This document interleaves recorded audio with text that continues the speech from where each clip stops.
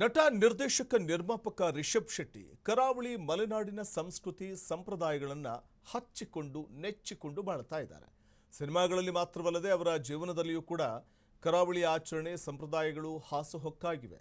ಇತ್ತೀಚೆಗೆ ನಟ ರಿಷಬ್ ಶೆಟ್ಟಿ ಅವರು ತಮ್ಮ ಕುಟುಂಬದೊಂದಿಗೆ ಯಕ್ಷಗಾನ ಮತ್ತು ರಾಮನ ಭಜನೆಯಲ್ಲಿ ಭಾಗವಹಿಸಿದ್ರು.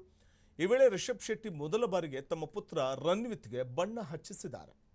ಯಕ್ಷಗಾನ ಪ್ರಸಂಗದಲ್ಲಿ ರನ್ವಿತ್ ಪಾತ್ರವೊಂದನ್ನು ಮಾಡಿದ್ದಾರೆ. ಮಗನ ವಿಡಿಯೋ ರಿಷಬ್ ಶೆಟ್ಟಿ ಸಾಮಾಜಿಕ ಜಾಲತಾಣದಲ್ಲಿ ಹಂಚಿಕೊಂಡಿದ್ದಾರೆ ಕೂಡ.